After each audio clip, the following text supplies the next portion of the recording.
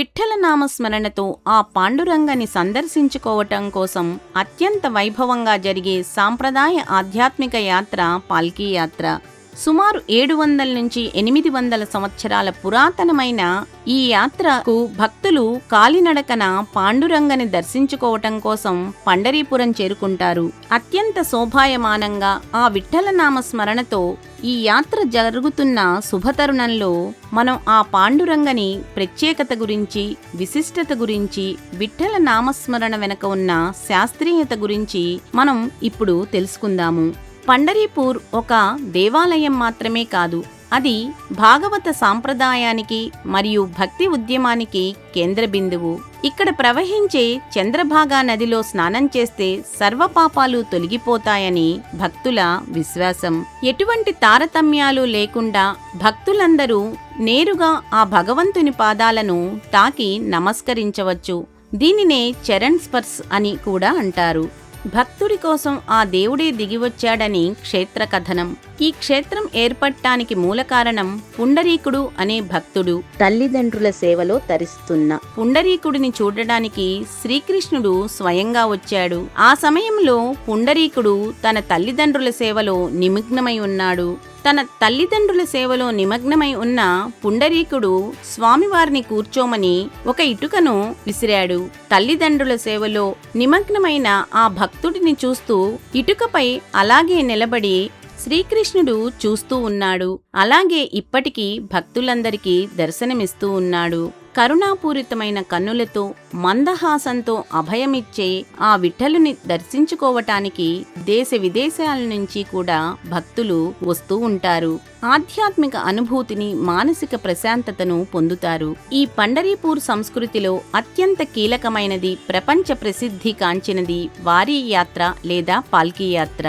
హిందూ సంప్రదాయం ప్రకారం ఆషాఢమాసంలో వచ్చే తొలి ఏకాదశి సందర్భంగా సుమారు 700 నుంచి 800 సంవత్సరాలకు పురాతనంగా ఈ యాత్ర జరుగుతోంది. భక్తులు కాలినడకన ఆ పాండురంగని దర్శనం కోసం పండరీపురం చేరుకుంటారు. వారి అంటే ఆ పాండురంగ విఠలుని దర్శించుకోవటానికి భక్తులు క్రమం తప్పకుండా చేసే భక్తి యాత్ర. ఇందులో పాల్గొనే భక్తులను వారకరీలు అని అంటారు. వీరు కుల, మత, వర్గ భేదాలు లేకుండా అందరూ సమానమనే భావనతో ఈ యాత్రలో పాల్గొంటారు. ఇందులో పాల్కీ ఎంతో ప్రాముఖ్యతను సంతరించుకుంది. ఇది పూలతో అందంగా అలంకరించి ఈ పల్లకీని అందమైన ప్రత్యేక రథాలపై ఉంచుతారు. ఈ పాలకీలో మహారాష్ట్రకు చెందిన భక్త కవులు, సాధువులు అయిన సంత్ జ్ఞానేశ్వర్ మహారాజ్ మరియు సంత్ తుకారాం మహారాజుల యొక్క పాదుకలను ఉంచి ఊరేగింపుగా తీసుకొని వెళ్తారు. వీరు చేతిలో తులసి మొక్కలు, కాషాయ జెండాలు పట్టుకొని మెడలో తులసిమాలలను ధరించి తంబురా చిడతలతో విఠ్ఠల విఠ్ఠల అని నామస్మరణ చేస్తూ 100 కిలోమీటర్లను కాలినడకన ప్రయాణం చేస్తారు. ఆ పాండురంగ విఠ్ఠల అనే నామస్మరణకు అపారమైన శక్తి ఉంది. దీని వెనక శాస్త్రీయ మానసికమైన కోణాలు దాగి ఉన్నాయి. విఠ్ఠల విఠ్ఠల అని పదే పదే పలకటం వల్ల నాభి నుండి ధ్వని పుడుతుంది. ఇది శరీరంలోని నాడులను, చక్రాలను ఉత్తేజితపరుస్తుంది.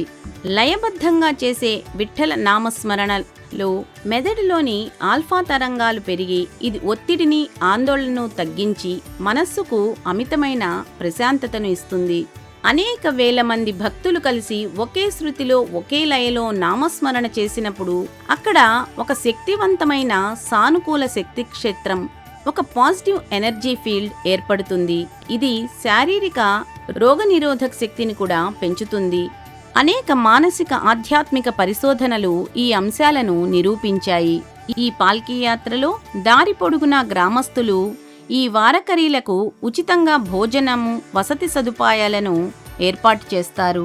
ప్రభుత్వం కూడా పూర్తి సహాయ సహకారాలను ఈ యాత్రకు అందిస్తుంది. అచంచలమైన భక్తి విశ్వాసాలతో, నిష్కల్మషమైన భక్తితో చేసే ఈ యాత్రకు దారి పొడుగునా అందరూ తమ వంతు సహాయాన్ని అందిస్తూ ఉంటారు. ఈ యాత్ర భక్తికి, నిరాడంబరత్వానికి, మానవత్వానికి ప్రతీక. అత్యంత మహిమాన్వితమైన ఆ విఠ్ఠల నామస్మరణతో మనం కూడా తరిద్దాం. Like, share, subscribe to Sadhana Kasepu.